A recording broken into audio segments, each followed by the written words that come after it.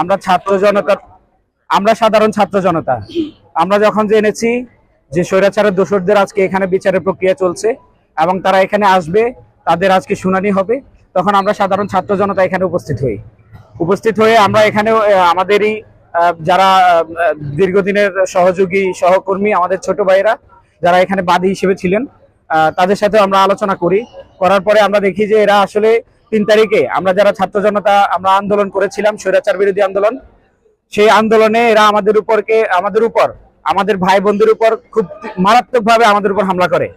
আমরা এই হামলার তীব্র নিন্দা হিসেবে বা তাদের বিরুদ্ধে শাস্তিমূলক ব্যবস্থা হিসেবে আজকে এখানে উপস্থিত হয়েছি। আসার পরে যখন দেখলাম আমরা এখানে দীর্ঘ সময় শুনানি চলার পরে দুপুরবেলা একটা সাময়িক কালক্ষেপণ করার জন্য কিছু সময় মুলতবি করা হয়। মুলতবি করে পরবর্তীতে আমরা আমাদের এখানে বিক্ষোভ কর্মসূচি অব্যাহত রাখি। ছাত্র জনতার পক্ষ থেকে বিক্ষোভ কর্মসূচি অব্যাহত রাখার পরে ওনারা বুঝতে পারে যে আসলে এনারা স্বৈরাচারের প্রকৃতপক্ষে দোষর এবং কিছু অভিযোগ তাদের বিরুদ্ধে প্রমাণিত হওয়ার পরে পরবর্তীতে ওদের আজকে এখানে 24 জন উপস্থিত ছিলেন, 2 জন হচ্ছে অনুপস্থিত।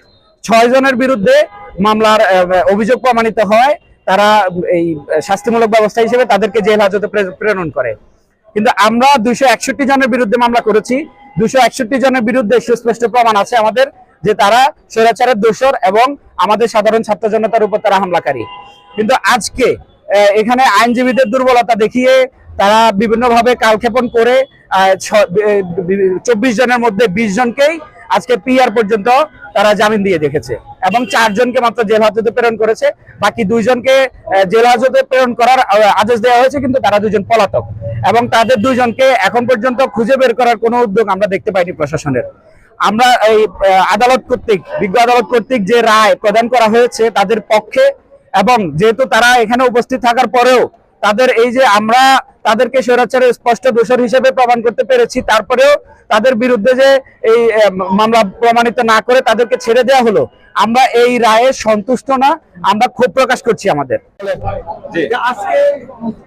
আজকে মামলায় অনারেবল হাইকোর্ট থেকে 26 জন আইনজীবী আজকে ওনারা 8 সপ্তাহ বেল নিয়ে আসছিলেন। আজকে বেলের মেয়াদ শেষ। লাভের কোর্ট শুনানি অন্তে 8 জনের জামিন, 6 জনের জামিন নামঞ্জুর করছে। 2 জন আজকে আর হাজির হয় নাই, বাকি 4 জন হাজির হয়েছেন, তাদেরকে জামিনের আবেদন নামঞ্জুর করে কারাগারে পাঠিয়েছেন। আর যাদের বিরুদ্ধে এলিগেশন সরাসরি নাই তাদের জামিনের আবেদন চার্জশিট পর্যন্ত মঞ্জুর করছেন, অস্থায়ী জামিন। আর আপনারা জানেন বৈষম্য বিরোধী ছাত্র আন্দোলনের মামলা, ওনারা ওই সময় কুমিল্লাতে পুলিশ থানার যে ঘটনা, ন্যাক্কারজনক ঘটনা, সে ঘটনা তারা অর্থ যোগান সহ ফ্যাসিস্ট সরকারের এই কুমিল্লার যে রাজত্ব করেছে, অবৈধভাবে অস্ত্র এবং ককটেল চার্জ করে নিরীহ ছাত্র জনতার উপরে তারা হায়নার মতো ঝাঁপিয়ে পড়েছে এবং প্রচুর ভিকটিম এখনো হাসপাতালে চিকিৎসাধীন আছে। আমরা কোর্টের কাছে এগুলি তুলে ধরেছি।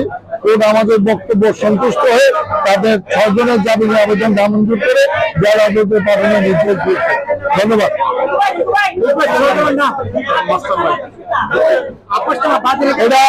এটা আসামের পক্ষের থেকে একটা মিথ্যা বানোয়াট একটা আপোষনামা দাখিল করেছে, যেটাতে টিপসই দেওয়া, কিন্তু বাদী হলো সিগনেচার করা। সুতরাং আমি মনে করি এটাও একটা ইনভেস্টিগেশন হওয়া উচিত। আসামির পক্ষের থেকে একটা কোর্টকে অন্য পথে ডাইভার্ট করার জন্য একটা মিথ্যা হলফনামা দিচ্ছে, যা বাদী কোর্টে থেকে সশরীরে উপস্থিত থেকে সেটা অস্বীকার করেছে।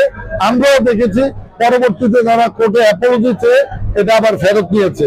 এটাও একটা ক্রাইম। তাদের পূর্ব চরিত্র যে তারা পরিবর্তন হয় নাই, আজকে এটা দিয়ে তারা আরো প্রমাণ করলো।